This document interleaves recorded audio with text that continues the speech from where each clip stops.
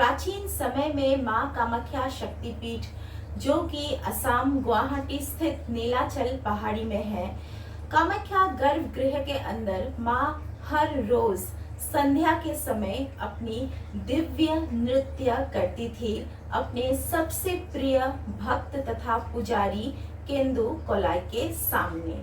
लेकिन माँ का सबसे प्रिय भक्त तथा पुजारी केंदु कोलाई ने एक बार एक ऐसी गलती कर दी थी जिस गलती के कारण माँ कामाख्या ने एक ही थप्पड़ में केंदु कोलाई का जो सिर है वो धड़ से अलग कर दिया था।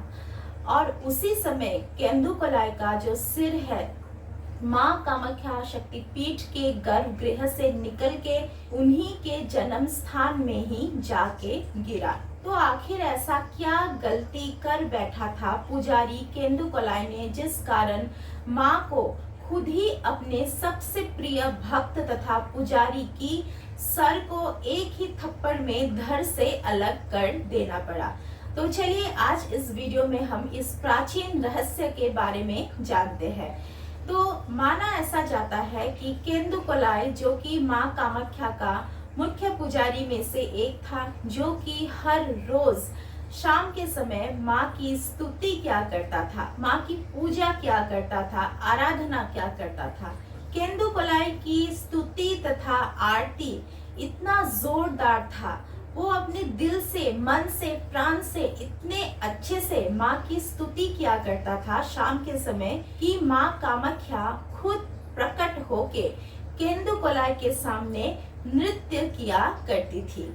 ये जो बात है ये प्राचीन समय की है, जब माना जाता है कि हर शाम के समय कामाख्या शक्तिपीठ के गर्भगृह के बाहर में सिर्फ केंदु कोलाई की आवाजें गूंजती थी, जिस दौरान वो माँ की स्तुति, पूजा, आराधना क्या करता था। केंदु कोलाई की मधुर आवाज के साथ साथ कामाख्या गर्भगृह के अंदर से पायल की झनकार की आवाजें भी लोगों को सुनाई देता था। लेकिन किसी को ये बिल्कुल भी आभास नहीं था कि वो जो मधुर सी पायलों की आहट है, मधुर सी घुंघरू जो वो बजती रहती है कामाख्या शक्तिपीठ के गर्भगृह के अंदर हर शाम को, वो किसकी है।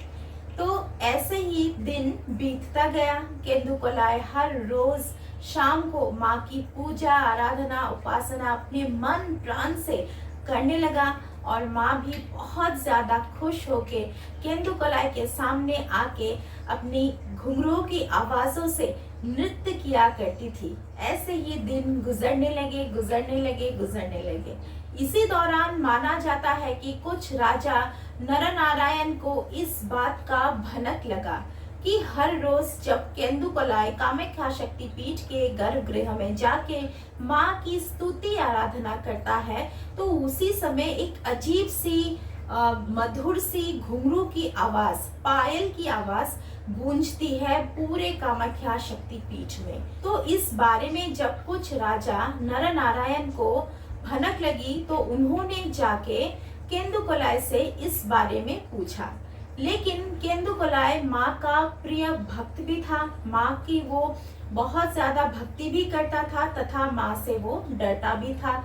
और ये जो केंदु कोलाई की आवाज जब गूंजती थी, स्तुति की आवाजें जब गूंजती थी, तब जब माँ आके केंदु कोलाई के आगे नृत्य करती थी अपनी सुंदर सी पायल पहन के, ये बात जो है ये केंदु कोलाई और माँ के ही बीच में था। ऐसे ही फिर से दिन बीतने लगे। हर शाम को केंदु कोलाई अपनी मधुर आवाज में माँ की स्तुति करता था। माँ भी केंदु कोलाई की स्तुति से खुश होके अपनी पायल पहन के नृत्य किया करती थी और पूरे पायलों की जो आवाज है पूरे शक्तिपीठ में, कामाख्या शक्तिपीठ में गूंजता रहता था। तो ऐसे ही कुछ राजा नरनारायण जी की उत्सुकता भी दिन ब दिन बढ़ती गई। तो ऐसा भी एक प्रवाद है कि कुछ राजा नरनारायण जी ने केंदु कोलाई को दबाव दिया कि आखिर कौन कामाख्या शक्तिपीठ के अंदर रोज शाम के समय उसके सामने अर्थात केंदु कोलाई के सामने कौन नृत्य किया करती है।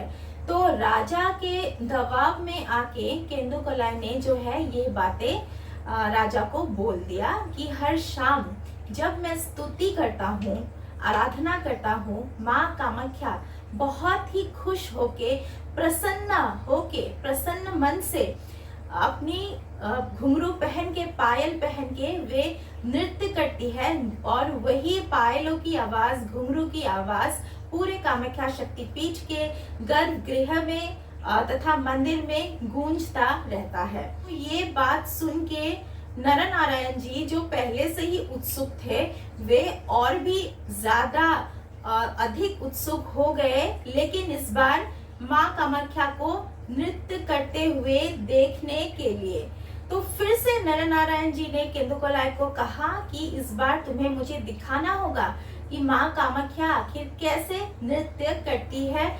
ये सौभाग्य मुझे देना होगा माँ कामाख्या के दर्शन करने के लिए जब वो नृत्यरत होती है। तो ये बात सुन के केंदुकलाई बहुत ज्यादा डर गया, क्योंकि ये जो बात थी हर शाम की, वो सिर्फ माँ कामाख्या तथा केंदुकलाई के बीच में ही था। अन्य किसी व्यक्ति को माँ कामाख्या के नृत्य को देखना तो दूर की बात है, बल्कि इसके बारे में जानना भी वर्जित था। लेकिन ऑलरेडी केंदुकलाई ने एक नियम तोड़ दिया था कि उसने नर नारायण जी को दबाव में आके बता दिया कि रोज शाम माँ नृत्य करती है। तो जब कोच राजा ने, नर नारायण जी ने केंदुकलाई से अपना मन की बात रखा कि उन्हें देखना है, इस बात से केंदुकलाई एक ही बार में उन्होंने मना कर दिया कि ऐसा करने से जान की भी खतरा हो सकता है। लेकिन नर नारायण जी इस बात को बिल्कुल मानना ही नहीं चाहते हैं। किसी भी प्रकार से उन्हें बस देखना था माँ कामाख्या कैसे केंदुकलाई की स्तुति में नृत्य करती है।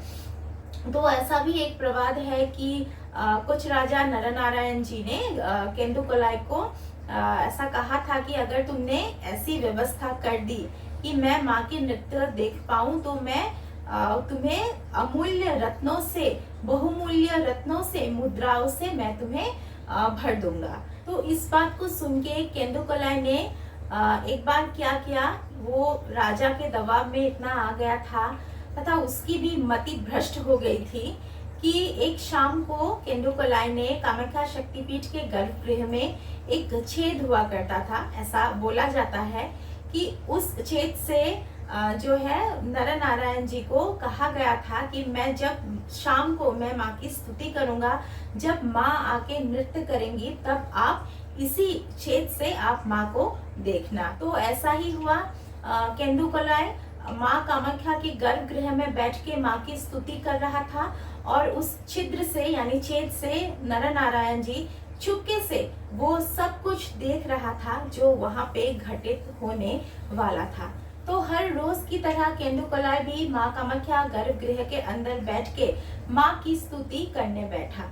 ठीक उसी समय माँ कामाख्या खुद अपने तीव्र रूप में केंदुकलाई के सामने प्रकट हो गई, क्योंकि माँ को सब कुछ पता चल गया था। माँ के आगे कुछ छुपाना क्या मुमकिन है? बिल्कुल भी नहीं।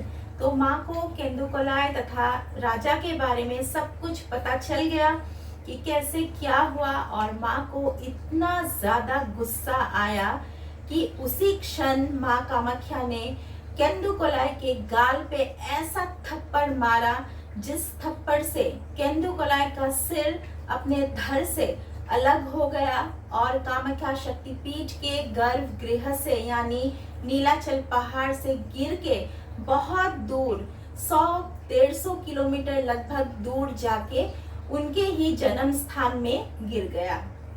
और उसी क्षण ऐसा प्रवाद है, माना जाता है, मैं नहीं कह रही हूँ, ये एक जन विश्वास के आधार पे जो है मैं कह रही हूँ कि उसी क्षण माँ कामाख्या ने कुछ राजाओं के वंशज को ये अभिशाप दिया कि जो भी व्यक्ति राजा के वंश से माँ कामाख्या के दर्शन करेगा उनकी घर में मृत्यु होने लगेगा, अकाल मृत्यु होने लगेगा। और ये भी कहा जाता है कि उसी दिन से राजा के जो वंशज है वो आज भी कामाख्या शक्तिपीठ के गर्भगृह में दर्शन नहीं करते हैं। लेकिन ये कितना सच है ये मुझे मालूम नहीं है, क्योंकि ये जनश्रुति तथा प्रवाद के हिसाब से मैं कह रही हूँ।